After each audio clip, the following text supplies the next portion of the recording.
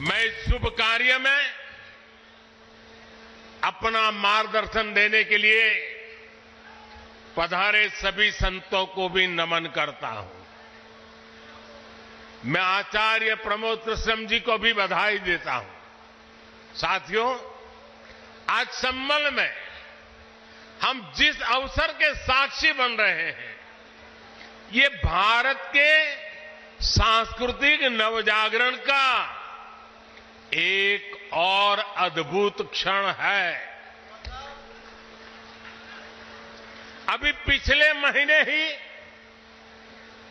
22 जनवरी को देश ने अयोध्या में 500 साल के इंतजार को पूरा होते देखा है। राम लला के विराजमान होने का वो अलौकिक अनुभव, वो दिव्य अनुभूति अब भी हमें भावुक कर जाती है। इसी बीच हम देश से सैकड़ों किलोमीटर दूर अरब की धरती पर अबू धाबी में पहले विराट मंदिर के लोकार्पण के साक्षी भी बने हैं। पहले जो कल्पना से भी परे था, अब वो हकीकत बन चुका है। और अब हम यहां संभल में भव्य कल्कि धाम के शिलान्यास के गवाह बन रहे हैं। भाई और बहनों, एक के बाद एक ऐसे आध्यात्मिक अनुभव, सांस्कृतिक गौरव के ये पल हमारी पीढ़ी के जीवन काल में इसका आना, इससे बड़ा सौभाग्य क्या हो सकता है। इसी कालखंड में हमने विश्वनाथ धाम के वैभव को काशी की धरती पर देखा है, निखरता हुआ देखा है। इसी कालखंड में हम काशी का कायाकल्प होते देख रहे हैं। इसी दौर में महाकाल के महालोक की महिमा हमने देखी है। हमने सोमनाथ का विकास देखा है, केदार घाटी का पुनर्निर्माण देखा है।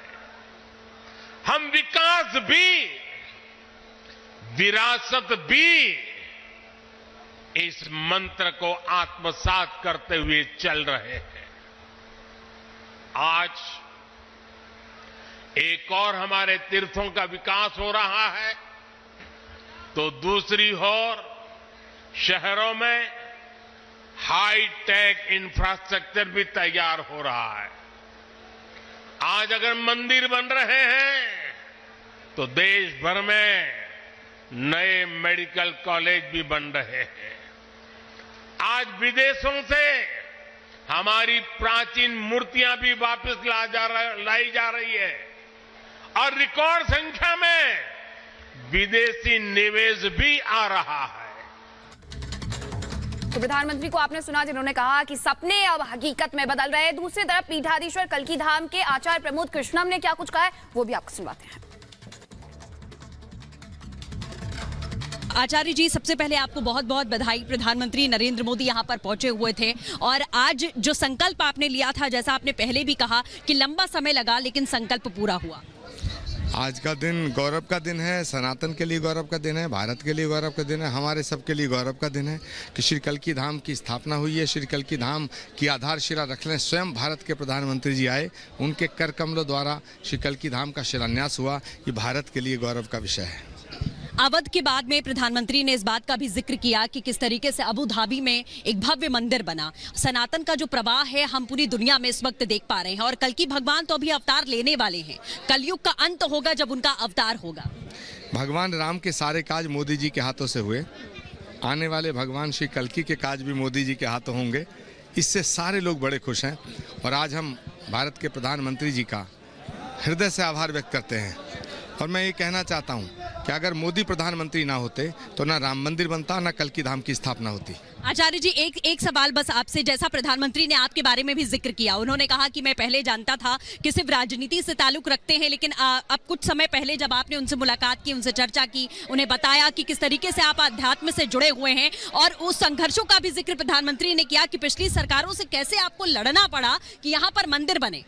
देखिए, जितनी बाधाएं आई अब वो कोई नहीं आएगी, क्योंकि संकट मोचन के रूप में खुद नरेंद्र मोदी जी आ गए हैं। और मैं ये बात फिर कहना चाहता हूँ, अवधपुरी से कल्की धाम, जय श्री कल्की जय श्री राम।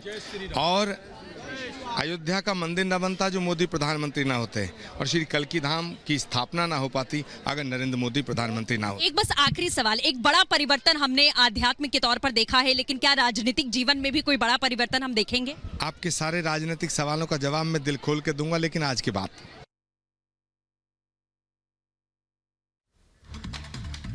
और इस वक्त की सबसे बड़ी खबर आपको रिपब्लिक भारत पर बताने जा रहे हैं। जानकारी मिल रही है कि कमलनाथ भारतीय जनता पार्टी नहीं ज्वाइन करने वाले हैं। इस वक्त की बड़ी जानकारी सूत्रों के हवाले से आपको बता रहे हैं, बीजेपी नहीं ज्वाइन करेंगे, ऐसी जानकारी मिल रही है। और यह भी कहा जा रहा है कि अपनी एक नई पार्टी बना सकते हैं कमलनाथ। ये इस वक्त की सबसे बड़ी खबर मध्य प्रदेश की राजनीति से जुड़ी हुई। बहुत दिनों से ये चर्चाओं का दौर गर्म था मीनाक्षी, और क्योंकि कमलनाथ दिल्ली पहुंच गए थे तो ये भी कहा जा रहा था कि बैठकें चल रही हैं, लेकिन अब ये बड़ी खबर। और अब ये सूत्र कह रहे हैं कि कांग्रेस को तोड़कर के नई पार्टी बनाएंगे। देश भर के कांग्रेसियों को जोड़ रहे हैं कमलनाथ के संपर्क में कई बड़े कांग्रेसी नेता है, ये भी बताया जा रहा है। और साथ साथ यहाँ पर जो तलखी बढ़ी है, खिंचाव बढ़ा है, उसके बाद ये माना जा रहा था कि कमलनाथ, जिनके नाम में ही कमल है, वो बीजेपी को ज्वाइन कर सकते हैं। लेकिन अब सूत्र कह रहे हैं कि बीजेपी ज्वाइन नहीं करेंगे, बल्कि कांग्रेस को तोड़ करके अपनी नई पार्टी बना सकते हैं। कई पूर्व विधायक, कई पूर्व सांसद उनके साथ जुड़ सकते हैं। और इसी के साथ जब वो दिल्ली में मौजूद थे तो ऐसे में कयास तेज थे कि हो सकता है बीजेपी ज्वाइन कर ले कई नेताओं को लेकर के। लेकिन अब सूत्र कह रहे हैं कि देश भर के कांग्रेसियों को जोड़ रहे हैं कमलनाथ, और साथ ही संपर्क में हैं उनके कई बड़े कांग्रेसी नेता। ऐसे में खुद की पार्टी का ऐलान वो कर सकते हैं। हर तरफ से इंडिया गठबंधन में बिखराव नजर आ रहा है। कांग्रेस छोड़ करके बड़े बड़े नेता जा रहे हैं। महाराष्ट्र में भी हमने देखा, जहां पूर्व मुख्यमंत्री ने बीजेपी ज्वाइन कर ली, तो दूसरी तरफ मध्य प्रदेश के पूर्व मुख्यमंत्री भी उसी राह पर चलते हुए नजर आ रहे हैं, जहां कांग्रेस को टाटा बाय बाय करके अपनी पार्टी भी बना सकते हैं। तो ये इस वक्त की सबसे बड़ी खबर।